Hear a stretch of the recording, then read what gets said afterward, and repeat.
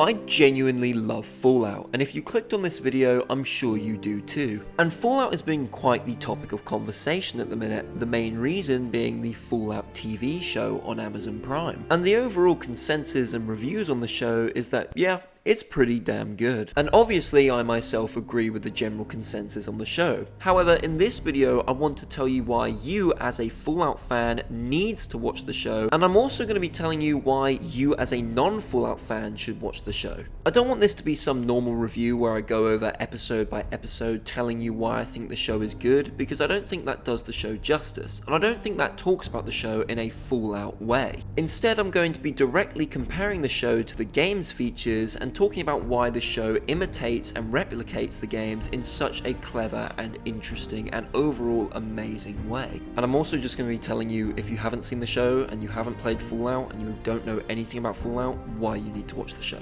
So basically, to sum all that up in a couple words, you should like and subscribe now. It's completely free.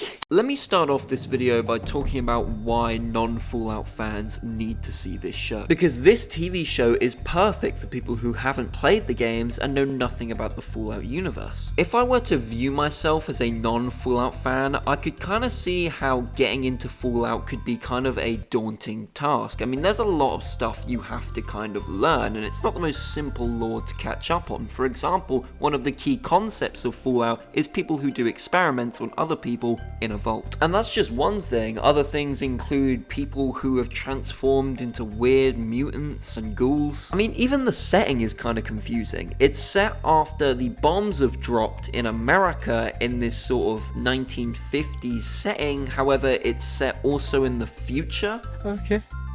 And to make this even more confusing and hard to understand, once the bombs have dropped, the whole of America has sort of been taken over by weird and different factions who all have their own ideas for the future of America, which you, the player, then have to decide which factions should rule the certain bits of land they want to take, and are they good or bad, or are you just doing it because you want to watch the world burn? We're the only people stupid enough to fight them. So now you answer my question. Yeah, and not even all of that being mentioned, don't let me forget, it is just genuinely one of the weirdest pieces of media ever created. I mean, there are such whack events that take place in the Fallout world, it's just kind of insane.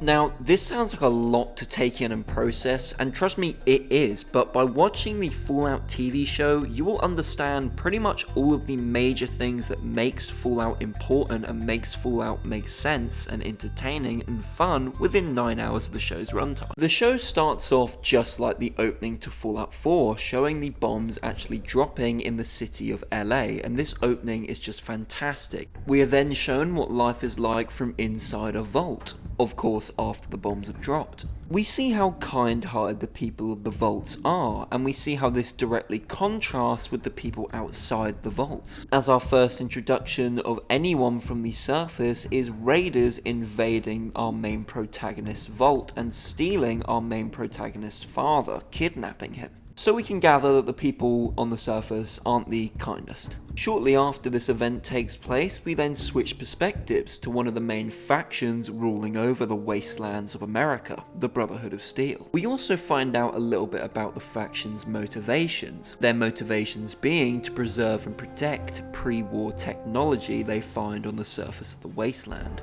We then switch perspectives once more to our new character, who is the prime example of what the weird and wonderful effects of the Wastelander can do to your average Joe, which is, well, the ghoul, who is, well, a ghoul. Now, we're told and shown all this information in the first episode in around about 30 minutes, and that's pretty much everything you need to know about Fallout going into it. The show has already shown us everything we need to know, like I say, in the first 30 minutes, and done a very good job at showing us. So if you're watching this video and your excuse for not watching the show is, I don't know enough about the lore or I haven't played the games yet, some of my friends felt the same way, watched the show first, and now they can't stop talking about and wanting to play Fallout games. In fact, in my opinion, the show might be the best place to jump into the Fallout series if you're a new fan. It teaches you and shows you everything you need to know about the games and all the core concepts that make a Fallout game good without you even needing to play one, and that's just perfect to me. So this is my last major calling for the non-Fallout show watchers. Click off this video right now, go watch the incredible show with great action, great music, great characters, and an overall great storyline, and then come back to this video. Also, just wanted to throw my take out there. In my opinion, Fallout show is the best video game adaptation we've got in TV media, at least in my opinion. Okay, so now let's talk about why this show is a gift to Fallout fans. And what better way to start than to start by talking about the world of Fallout the show portrays and gives us to look at. Say whatever you want about the Bethesda jank that comes with every new release from this company, but you cannot lie that they are fantastic at making an incredibly detailed and immersive world that the player can get themselves sunk and stuck into. This of course is no different for their Fallout games. Whether you're walking the wealthy streets of New Vegas or the back alleyways of Good Neighbor, Fallout is always one of those games that manages to get immersion just right. Manages to hit the player with that feeling of total and utter immersion at least at one point through your playthrough. Sometimes when I'm playing Fallout, I feel completely and utterly immersed in the world that I'm exploring. That of course all changes when I hit a load screen. But my point still stands. Bethesda are incredible at making huge, expansive, and overall enjoyable open worlds. And I myself am happy to inform you that the world the show presented in the Fallout show is none other than beautiful and plausible to where a location in Fallout could take place and what it would look like. Philly, the LA coast, and Shady Sands all feel like they could be taken straight out of a Fallout game. It gave me the same feelings I felt the first time I explored Diamond City or Good Neighbor or anywhere in the Commonwealth for that matter. One of the scenes even takes place at a Nuka-Cola gas station. Like, come on man, they knew what they were doing with that one. Here I come. And all this fantastic world building really does pay off for Fallout fans, because not only do we get a brand new world for Lucy, our main protagonist, to explore, we get to enjoy it and explore it with her. And that being said, it's one that fits perfectly into the Fallout world. Also, I have to say a genius move was having these scenes where we switch back to LA before the bombs dropped. I just think it makes the weight of the bombs being dropped so much bigger, as we can clearly see the contrast between the harsh and brutal wasteland and the lovely, luxurious and futuristic LA before someone got their 25 kill streak. Tactical nuke incoming! One key reason I think we all play Fallout is because of the factions. In fact, at least for me, the factions are probably one of my favourite things about Fallout. I just love how across nearly all the Fallout games, how much control the player truly has over things such as what factions win and lose, what factions end up gaining more land or losing land, aka which factions gain more control. Also, some of these factions are completely iconic, such as the Brotherhood of Steel and the Enclave, two factions that pop to my head not only when I hear the word Fallout, but also as two iconic things from gaming itself. Across Fallout, there's something to love in nearly every faction. Like I say, nearly. So how did the show do at emulating and adding to these factions? Well, let's start off by talking about what factions were added to the show at all. There are three main factions that appear in the Fallout show, and let's first start by talking about the one that is heavily focused on and focused on the most, the Brotherhood of Steel, which in my opinion was portrayed very well. Now, the Brotherhood of Steel we got in the Fallout TV show is more of the religious type. They seem to almost worship and praise technology and are a lot more mean than, say, the Brotherhood in Fallout 3. In fact, they're almost borderline evil in the show. I really do like how the Brotherhood of Steel are portrayed in Fallout, and that goes for the TV show as well. I think this version of the Brotherhood is portrayed extremely well. However, I do struggle to come to terms with how strong this Brotherhood of Steel is. On the one hand, they have an incredibly huge and powerful base with a vast variety of vertebrates and a seamless, endless supply of power armor. However, their soldiers and actual army seem very uncaring for the cause that they're fighting for, not showing any dedication really, not like the other Fallout's Brotherhood of Steels. This is then made even more difficult to understand when the airship we see is highly speculated to be the Prydwen from Fallout 4. The same Prydwen that had some of the most dedicated Brotherhood of Steel members to date in the Fallout world. And also, PS, I really hope this confirms that the Minutemen ending where the Brotherhood of Steel and Railroad live is the canon Fallout 4 ending. That would be sick. Anyway, I digress, but this did take me off guard quite a bit. Because at least in my opinion, the Brotherhood in Fallout 4 seemed to be a lot more nice and compassionate compared to the Brotherhood in the Fallout TV show. I mean, I can draw parallels between the two, but overall I see the Brotherhood in Fallout 4 to be vastly different. For example, the Brotherhood in Fallout 4 seem far more dedicated to the cause they're fighting for. They also use standard issue Brotherhood laser rifles, unlike the Brotherhood seen in the Fallout TV show. And at least in my opinion, in Fallout 4 they don't seem to worship technology, more have a respect for it and want to preserve it, as the Brotherhood do. How dare I? How dare I? I'll say it, I don't care who, I don't care if Ghost Grandma's listening. Robots don't have souls! I said it! You know what? I said it, and frankly, I'm glad I said it. I'm glad someone said it, and I'm glad that I had the balls to say it. Whereas the Brotherhood in the Fallout TV show seemed to really worship and praise technology.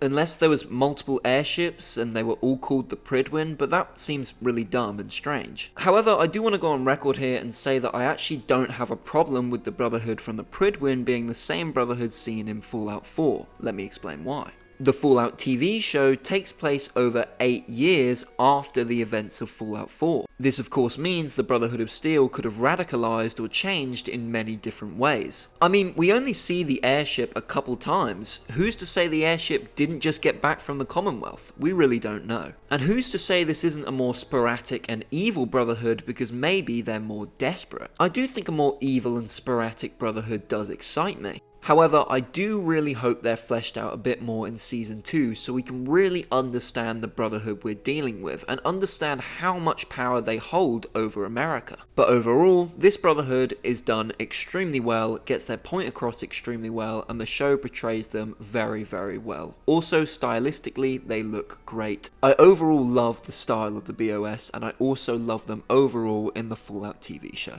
Now, the second faction that gets a lot of the show's limelight is the Enclave, and while they don't actually play a major role as a faction within the show, however, I would say the driving point of the plot does revolve around an Enclave scientist and rather his invention. And this piece of technology that the Enclave scientist made can be used for incredible things, such as powering an entire city. I wouldn't say we see an awful lot of the Enclave, but everything we get is consistent to the lore. And we get some really fun bits of lore added in around the Enclave, such as how Dogmeat was made and what he exactly is. And also, like I said for the Brotherhood, the Enclave's art design is faithful to the games and is beautiful. Now, the last faction I want to talk about that's in the Fallout show is the NCR, and they have actually caused some controversy within the Fallout community. Now, this said controversy actually stems from where the NCR capital is, and this capital is in the show, and it's destroyed, and this is leading people to come to the conclusion that the NCR are no longer a faction and have been completely wiped out. But in my opinion, I just think this simply isn't true. What's currently on screen is a map of all the land the NCR is supposed to have, and as you can see, it's quite the large amount of land, so this claim that they were completely wiped out from one city being destroyed, to me at least, is ridiculous. We can also quite heavily speculate that the NCR moved their capital somewhere else and it isn't in fact Shady Sands anymore. I personally am not going to cover every single reason to why I think the NCR are still a faction, because if you want to find that out for yourself, I suggest going and watching a YouTube video from Juicehead. He does a fantastic job at explaining why he thinks the NCR are still a very phenomenal and powerful faction, and I just suggest checking out that video if you want to know more. There is one other reason that people don't think the NCR are a faction, and that's because the NCR are seen fighting and losing to the Brotherhood of Steel in a battle at the end of the TV show. Call me insane, but from this one battle, I don't think one massive faction is wiped out. In fact, this battle doesn't even look that big. It looks like 3 or 4 vertibirds of Brotherhood soldiers and a couple squads of NCR soldiers, and on the day, it happened to be that the under-equipped NCR soldiers lost the battle. And I mean, we could even think of this as a very positive thing for Fallout's future. Perhaps this is a Brotherhood and NCR face-off that's building within the show's coming seasons, which I would be so down to see. One criticism that I have though, similarly to the Brotherhood, is that I would like to know how strong the NCR are, and overall more about their faction within Season 2, but I'm sure we'll get all of that. If you want further proof that the NCR are still a faction, the NCR actually fought off against Caesar's Legion in the Battle of Hoover Dam. Now, Caesar's Legion was not destroyed from this one battle. It does not mean a faction dies simply because a faction loses a battle. So overall, I don't think the NCR has been ruined at all. If anything, I think they've been given more room to expand their lore and depth and be fleshed out even more, which would be great. And once more, I think their art design looks fantastic and phenomenal, just like all the other factions in the Fallout TV show. Yes! That's awesome! Side note as well, there is a cameo of the Minutemen radio in the show, so I really hope that means the Minutemen are the canon ending to Fallout 4. I just think the Minutemen ending to Fallout 4 is the perfect ending to Fallout 4 and works best at keeping the Brotherhood and Railroad alive, which keeps a lot of doors open for the franchise. Fallout has always had fun and interesting characters, and the Fallout show is no different. Trying to tell me you're human now? No, not human at all. I knew it! Get away from my stall, you synth! The show has 3 main characters, and one of them is called Lucy, and I would say she is the show's main protagonist overall. In my opinion, she perfectly embodies what a main protagonist from a vault should be in a Fallout series. She's extremely naive about everything and everyone, which makes her incredibly kind. She's quite intelligent, but not great at charming her way by people. They said they're not armed. They're lying. You're lying. What's happening over there? Yeah, we're just being careful. You can come on through. You trying to fuck us? No! Yes, we are. It's fine. No. Hey! Okay, I think we're all feeling some tension. Yeah? Brody said we don't have any weapons! A little stress. So why don't we all take a deep breath? What the fuck are you talking about? Okay,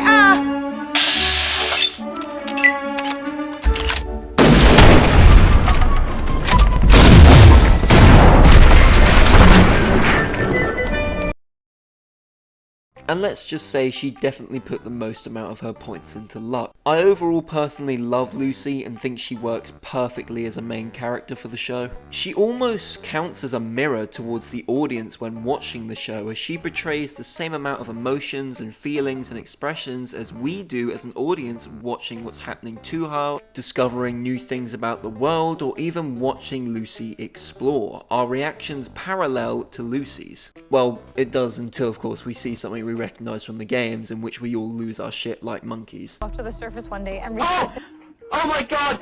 Oh! No! Get the camera! Basically, like I said before, we get to explore the world at the same time she does. The second main character of the show is Maximus, and he is a member of the Brotherhood of Steel, and to me, Maximus falls directly in the middle of the morality spectrum for the show. Think of it like this: Lucy would be at the very top of the morality spectrum, and the ghoul would be at the very bottom, having little to no morality left in him. This would lead Maximus to be directly in the middle of the morality spectrum. You see, he does do a lot of shit that's messed up, but at the same time we can see he's clearly trying to do what he thinks is the right thing. He's a man who lost everything, lost his family and lost his home, and is trying to find purpose within the Brotherhood of Steel, but doesn't really follow their beliefs. I actually love Maximus, and I would say he's probably the second best written character in the show.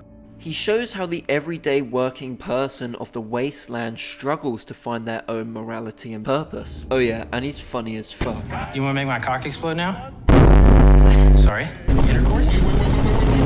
However, in my opinion, the best written character has to be Cooper / the Ghoul. The ghoul is the definition of someone who has spent far too much time in the messed up world which is the wasteland. He lost his family before the bombs dropped, and since then he has become more and more corrupted by the wasteland, doing whatever he feels necessary to achieve his goals. A man who has lost all sense of morality and is almost like some sort of gunslinger of the wasteland. I also feel the need to point out that every scene with him is incredibly badass and fun. As for the side characters, I absolutely love this show's B-plot, from the people from Lucy's vault discovering the messed up experiments being done on them. Lucy's brother in particular, Reg, is a great character and I absolutely love him in this show. Also love the side characters from the Brotherhood of Steel, they're hilarious, and overall all the side characters in this show are incredible. Also, one more thing I want to say is that the music for this show is done masterfully. The music is incredible and is clearly inspired by the games and gives me the exact same feelings the game's music do.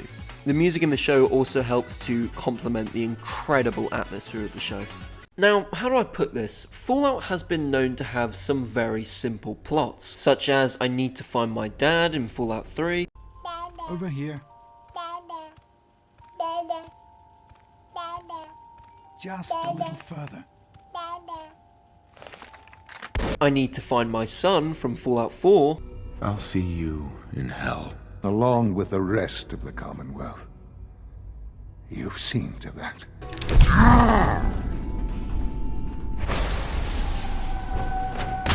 And of course, who could forget, I need to find my refund from Fallout 76. So, what the f-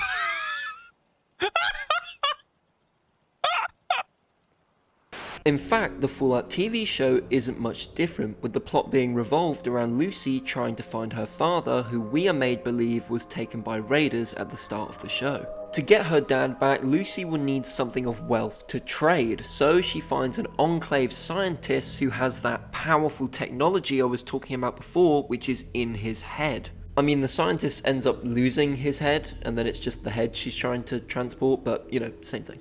So, Lucy's motivations make sense, but what about the other characters? Well, Maximus wants the head so that he can prove to the Brotherhood that he is more, that he is worth more, and that he can find a purpose within himself, which may be within the Brotherhood. Oh, and by the way, in case you didn't know, the Brotherhood want the head because the Brotherhood are obsessed with pre-war technology, or any technology for that matter, and this thing that's inside this scientist's head is very powerful technology. The ghoul is after the technology because at first it's a bounty, but later on in the show we find out he was actually looking for his family the whole time. So overall, all of the characters' motives make sense. The plot towards the end picks up massively, with there being a major plot twist where we find out that Vault-Tec actually dropped the bomb, and we also find out that the experiment being done on Lucy's vault is to release pre-war members of Vault-Tec out of cryosleep and then place them into positions of power within the vault. We also find out that Lucy's dad was one of these members, and he's the reason that Shady Sands is no more. Because obviously Vault-Tec don't want the world rebuilding itself, they want it to stay a wasteland so that the rich can stay rich and powerful and the poor stay poor. The show's overall plot is incredibly simple, however this fits the narrative of the story, and overall this helps the world feel more Fallout.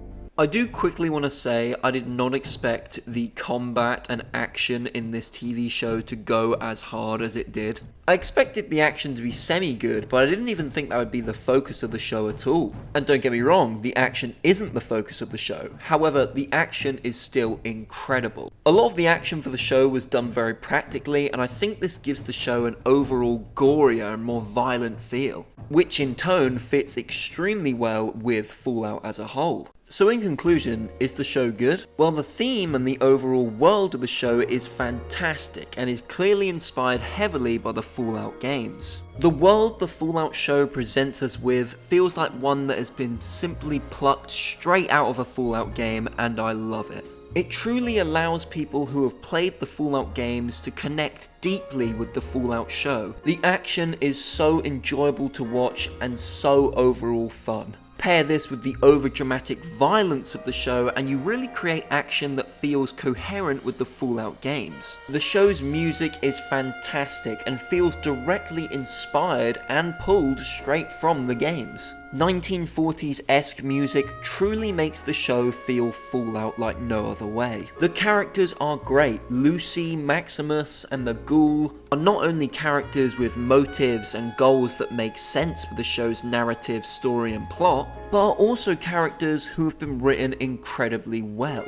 They're interesting, funny, and overall I feel very compelled to be interested and entertained by each one of their journeys, including the side characters. They also hit the nail on the head for characters that feel like they belong in the Fallout world. The show's overarching story and plot is fantastic, and I love the beginning and the end of the show especially. One thing I didn't talk about too much was the show's cinematography, and I feel like I need to now. The show uses cinematography really well, creating some incredible shots. Wide open shots really allow us, the viewer, to understand not only the world we're in, but how incredibly large this world we're in is. When there's an action piece, the camera is also a lot more sporadic normally, which helps to drive forward what is going on in the action scene. It once more helps the scene to feel so much more chaotic than it actually probably is. As for the factions in the Fallout show, I personally think they're handled really well. I can understand some of the confusion around some of the factions and why they have caused some controversy, but overall I think these complaints will blow over, as I think all the factions not only stylistically and art style wise look impeccable, I also think they're handled really well. From the Brotherhood of Steel, to the Enclave, to the NCR. I think these factions are all overall handled extremely well, especially from a character point of view. Each faction's characters really fits the faction as a whole, and I must say overall the show's art is incredible. Whether we're talking about the Wasteland, or how Vault-Tec looks, or the pre-war, or the bombs dropping, the art for this show looks incredible. And like I said before, it is no different for when it comes to factions. I personally think the factions were handled extremely well, and I think the controversy to do with them will blow over as people understand what it means for the Fallout universe. Once again, I just really hope this confirms that the Brotherhood of Steel ending in Fallout 4 is not canon, but the Minutemen ending in Fallout 4 is canon. I'll probably make a separate video on why I think this is a really good thing that they're doing if the Minutemen are the canon ending where the Brotherhood live, but for now, just know, please, Minutemen ending, Fallout 4, become canon, please. While the show suffers from some minor mistakes and some controversy around some of the factions, I would overall say the show is fantastic, and it may be the best video game adaptation into TV media we have to date. So I'm going to be giving the Fallout show a solid 9 out of 10. With all that being said, I'm going to thank you guys ever so much for watching this video. I took a 3-week break really from YouTube, but now I'm back with fresher eyes and a fresher take, and I can't wait to overall do a lot of new things. Fallout is kind of one of the things that put me on the YouTube platform and the sphere, so I really want to go back to making Fallout content, especially now that Fallout has become popular again. But at the same time, I want this channel to be all about reviews. I made it originally to be a reviewer, not thinking how hard it is to make high quality reviews. Nonetheless, I have a review coming out soon, and I just pray it does well, and I pray that you guys enjoy it, because I really do work hard on my videos, and I really have and will be working extremely hard on this review coming up. If you like this video, please do give it a like and subscribe. Your subscribe means a lot to me. And also, it's free, so just fucking subscribe, man. Turn the notification bell on if you want to be updated on my content. I'm hopefully going to be posting once a week, and going forward, I'm very optimistic and hopeful for my future on YouTube. I thank you guys ever so much for watching this video, and I hope you guys stay safe. I will see you all in the next video. Thank you guys.